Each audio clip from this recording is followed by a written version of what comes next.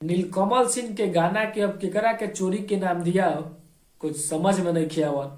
का पवन सिंह चोरी कैले बारे नीलकमल सिंह के गाना, कि नीलकमल सिंह चोरी कैले बारे पवन सिंह के गाना, कि आशुतोष तिवारी लिख के दे दिले बारे सुदीप सुधाकर के, कि सुदीप सुधाकर लिख के दे दिले बारे आशुतोष तिवारी के। एक जैसन गाना बा दोनों पवन सिंह के और नीलकमल सिंह के, जौन की पवन सिंह के गाना बाटे नथुनिया पर गोली चली 9 गो, अगल पछाओ गो या नथिया पनोगो छुई कोनो घघरी त गोली चली 100 गो। आशुतोष तिवारी लिख के दे दिले बारे नीलकमल सिंह के नथुनिया पर गोली मारम।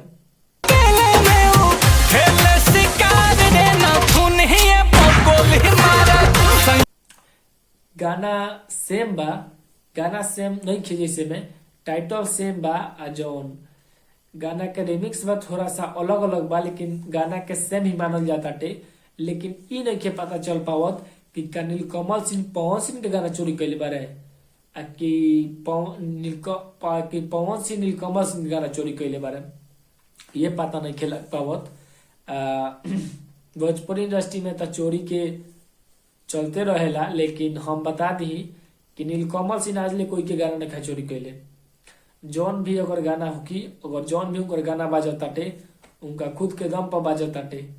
आज तले भोजपुरी इंडस्ट्री में इतना लोग विवाद करेला कि हमार हई गाना चोरी हो गल, हमार हऊ गाना चोरी हो गल, लेकिन आज ले कोई ना सुन ले होगी कि नीलकमल सिंह कही है कि हमार गाना फलाना चोरा ले, चिलाना चोरा ले।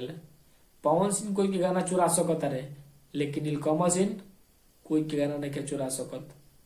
और जो आशुतोष तिवारी बारे बात ई नु भाई यार, कि जो आशुतोष तिवारी बारे उ तो पवन सिंह के राइटर हमें, ई तो गाना चोरी करके दे नहीं सकत। और जो सुदीप सुधाकर बारे उहो पवन सिंह के राइटर हमें, उ कोई के गाना तो चुरा के उनका नहीं दे सकत। आ चुरा के केकरा से दी लोग, खेसारी लाल यादव को रहता हूँ चुरा के दी लोग। वही नीलकमल सिंह पवन सिंह दोनों भाई बा लोग, तो केकरा से चुरा के दिए हैं। तो गाना एके में बुझाता टे, गाना एके गाना के 2 गाना बना देवल बाटे आ 2 स्टार से गवा देवल बाटे। हमरा तो ई लागत टे गाना सेम बा, बस 2 स्टार से गवा देवल बा कि 2 जगह गाना बाजो। लेकिन पवन सिंह के गाना से ज्यादा नीलकमल सिंह के गाना बाजता टे। पवन सिंह उतना बड़का स्टार भइला के बाद हो तनी उनका से छोटे स्टार में आवेला नीलकमल सिंह, और उनका से ज्यादा बाजता रहे बेरा, बहुत ज्यादा बाजता टे।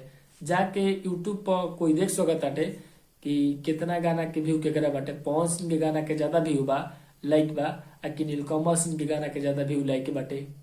भोजपुरी इंडस्ट्री में स्टार भइला नाम कमाइले बड़का बड़ी बात होलाटे। और नाम कमा के कोई अपन नाम बेच दिलक, आ कोई नाम कमा के अपन जिंदगी सवार लेलक, दोनों में अंतर होला।